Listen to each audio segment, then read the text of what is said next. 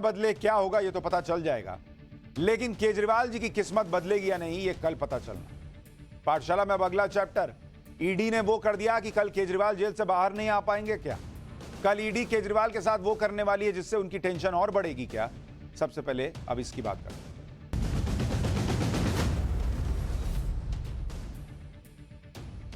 कल का दिन आम आदमी पार्टी और अरविंद केजरीवाल के लिए बड़ा दिन है।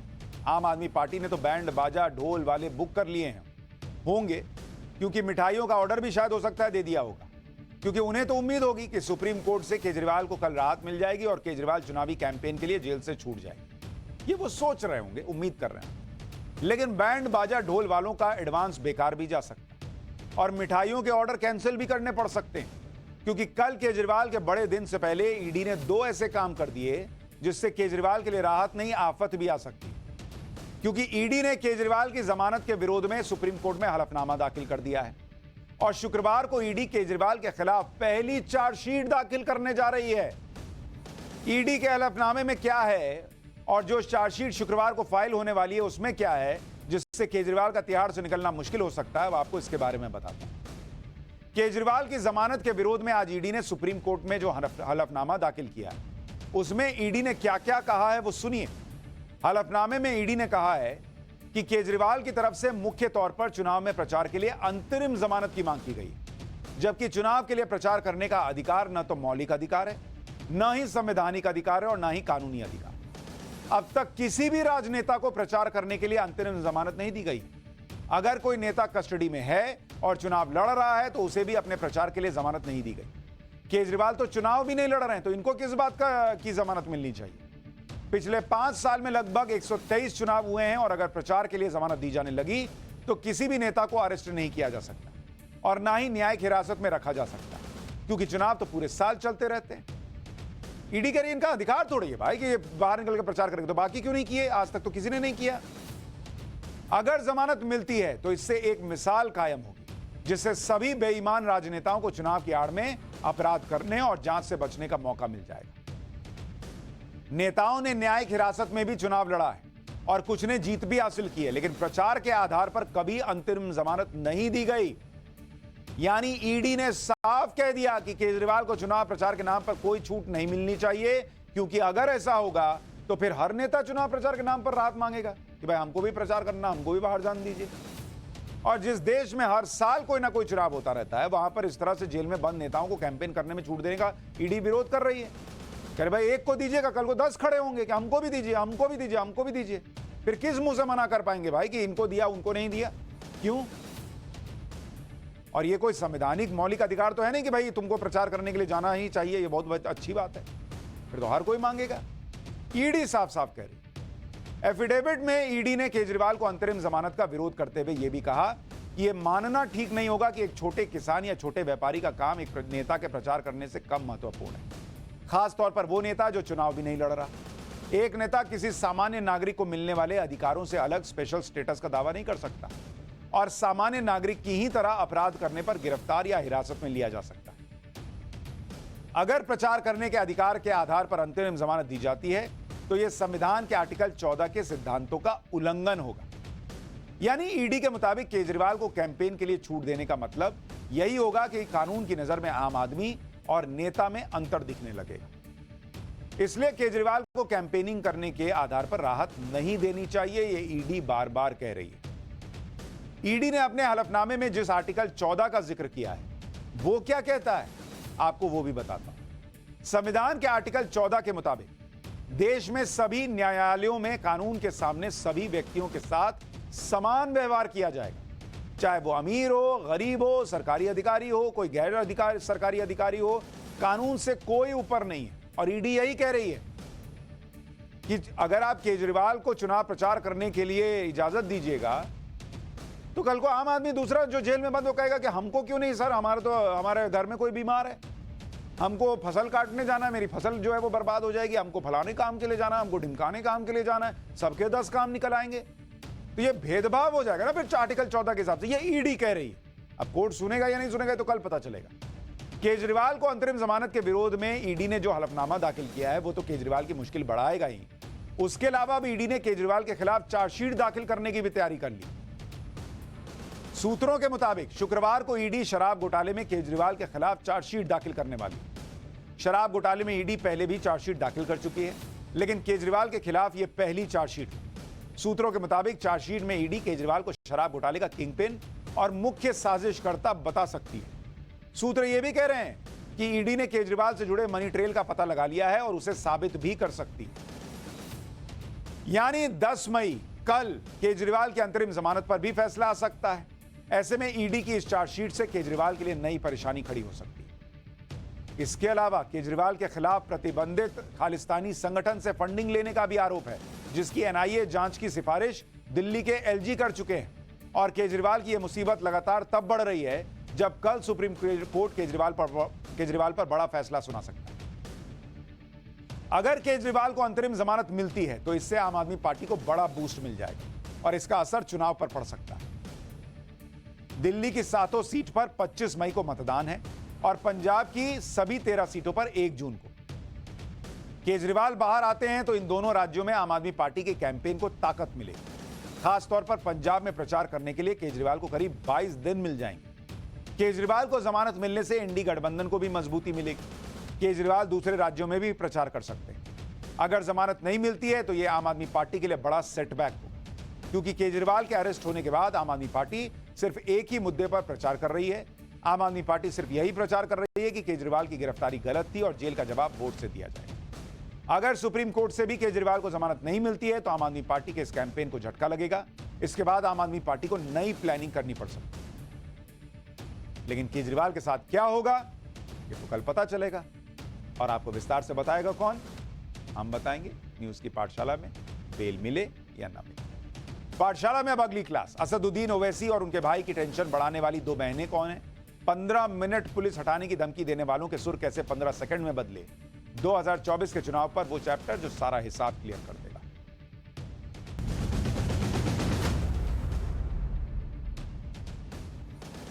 चौथे चरण में सोमवार को जो वोटिंग होने वाली है उनमें एक सीट ओवैसी की हैदराबाद की भी है। वैसे तो हैदराबाद की सीट पर 40 साल से ओवैसी और उनके परिवार का कब्जा है, लेकिन 40 साल में पहली बार ओवैसी और उनके परिवार के लिए बहुत बड़ा चैलेंज आ गया है, क्योंकि अपने ही गढ़ में ओवैसी और उनके भाई की टेंशन बढ़ाने के लिए 2 बहनें आ गई। ओवैसी को हैदराबाद में 2 महिलाओं ने घेर रखा है। एक तो है माधवी लता, बीजेपी की हैदराबाद से कैंडिडेट, और दूसरी है नवनीत राणा। माधवी लता हैदराबाद में ओवैसी के सामने चुनाव लड़ रही हैं और उनकी वजह से ओवैसी पहले से बहुत प्रेशर में है। लेकिन अब उनकी टेंशन बढ़ाने के लिए फायर ब्रांड नेता नवनीत राणा भी हैदराबाद पहुंच गई हैं। नवनीत राणा ने आज हैदराबाद में माधवी लता के लिए प्रचार किया और ऐसी बातें कही जो ओवैसी ब्रदर्स को तीर की तरह लगी। नवनीत राणा ने आज ओवैसी के छोटे भाई अकबरुद्दीन ओवैसी की 12 साल पुरानी धमकी का जवाब ऐसी बात कहकर दिया जो पूरे देश में वायरल हो गया वीडियो। आपको याद होगा साल 2012 में एक रैली में अकबरुद्दीन ओवैसी ने हिंदुओं को धमकाते हुए 15 मिनट के लिए पुलिस हटाने की बात कही।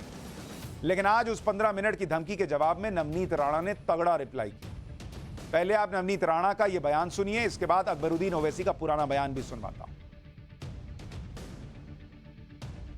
वो छोटा भाई बड़ा भाई ना, छोटा और बड़ा। छोटा बोलता है कि पुलिस को 15 मिनट हटा दो तो हम दिखाएंगे बोले कि क्या कर सकते हैं। छोटे को मेरा कहना है तेरे को 15 मिनट लगेंगे छोटे, और हमको सिर्फ 15 सेकंड लगेंगे। 15 सेकंड पुलिस को हटाया, 15 सेकंड अगर पुलिस को हटाया तो छोटे को बड़े को ये पता नहीं लगा कहां से आया और कहां को गया। सिर्फ 15 सेकंड लगेंगे हम लोगों को किसी ना मंच पे आ गए। नवनीत राणा ने आज ओवैसी की ही भाषा में जवाब तो दे दिया तो बवाल मच गया। अकबरुद्दीन की 15 मिनट वाली धमकी के जवाब में 15 सेकंड वाली बात कही गई तो इसे सुनकर बड़े भाई असदुद्दीन ओवैसी ने तुरंत विक्टिम कार्ड खेल दिया। सरेंडर मोड पर चले गए ओवैसी। ये वही असदुद्दीन ओवैसी हैं जिन्होंने अपने छोटे भाई की इस धमकी का कभी विरोध नहीं किया, ना ही कभी उससे माफी मंगवाई, लेकिन आज अपने वोट बैंक के लिए इंसानियत की दुहाई दे रहे हैं। आज आपको असदुद्दीन ओवैसी का बयान भी सुनवाऊंगा, लेकिन उससे पहले जरा अकबरुद्दीन ओवैसी का वो 12 साल पुराना बयान सुनिए जिसमें उन्होंने 15 मिनट वाली धमकी दी। फिर दिखाऊंगा कि ओवैसी अपने भाई पे तो कुछ नहीं बोले, नवनीत राणा पे क्या बोल रहे हैं। हम 25 कौड़ है ना, तुम 100 कौड़ है ना, ठीक है। तुम तो हमारे से इतने ज्यादा है, 15 मिनट के लिए पुलिस को हटा लो, बता लेंगे किसमें हिम्मत है, कौन ताकत है। 15 मिनट हटा लो।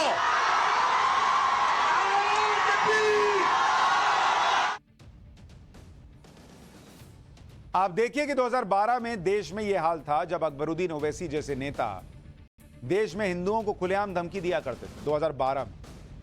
लेकिन आज जब 15 मिनट के जवाब में 15 सेकंड की बात आई और नरेंद्र मोदी की सरकार है, तो असदुद्दीन ओवैसी के सुर बदल गए। हल्के हल्के बोल रहे हैं, इंसानियत से जोड़ दिया, विक्टिम कार्ड निकाल के फेंक दिया।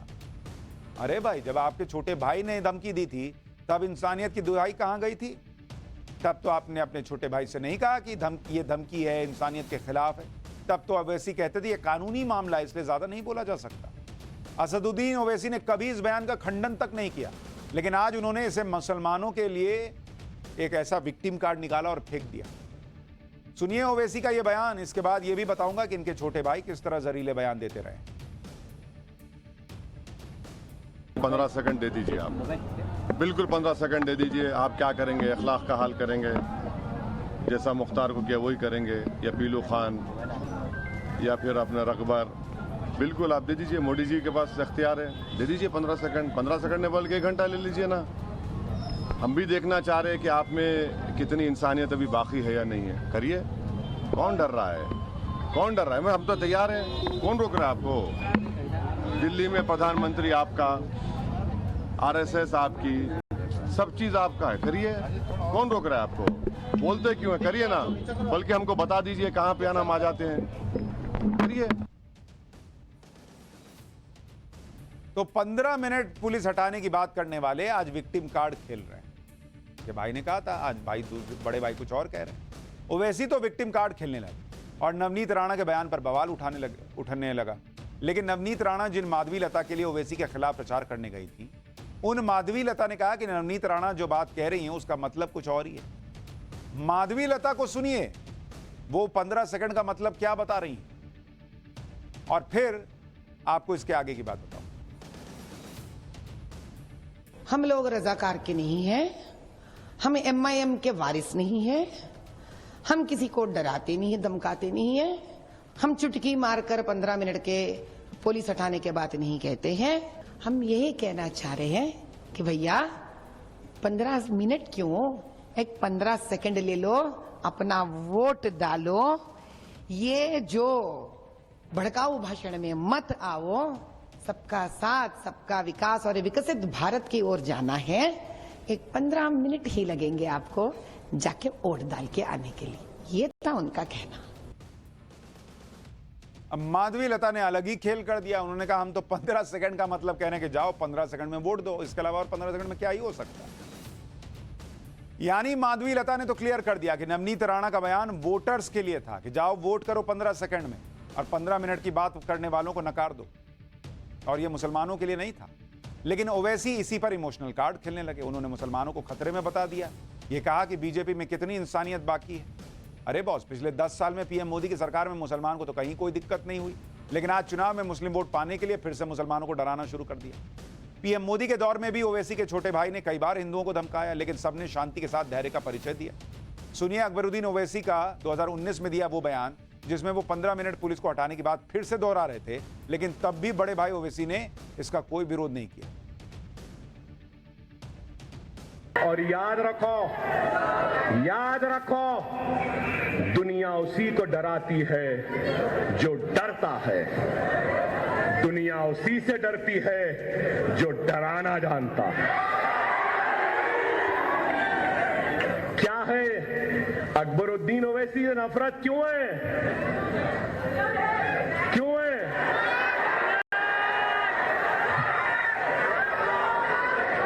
सुनार की तो 1 लोहार की। 15 मिनट ऐसा ज़र्ब है जो अभी भी नहीं भर सका। 2012 में धमकी देने के बाद 2019 में भी अकबरुद्दीन ओवैसी इस तरह के भड़काऊ बयान दे रहे हैरानी तो आपको यह सुनकर होगी कि इसके बाद भी अकबरुद्दीन कोर्ट से बरी हो गए। 2022 में कोर्ट ने अकबरुद्दीन ओवैसी को बेनिफिट ऑफ डाउट यानी संदेह के आधार पर बरी कर दिया। अपने छोटे भाई के बरी होने पर असदुद्दीन ओवैसी सोशल मीडिया पर खुशी जाहिर कर रहे थे, लेकिन आज मुस्लिम वोट के लिए यह बात फैला रहे हैं कि बीजेपी राज में मुसलमान खतरे में। हालांकि पिछले कुछ सालों में ऐसे नेताओं का तापमान कुछ कम हुआ है। इसके अलावा हैदराबाद में बीजेपी नेता माधवीलता के आने से ओवैसी पर सियासी प्रेशर बहुत बढ़ गया है, इसलिए अब उनके भाई हिंदुओं की शक्ति का गुणगान कर रहे हैं।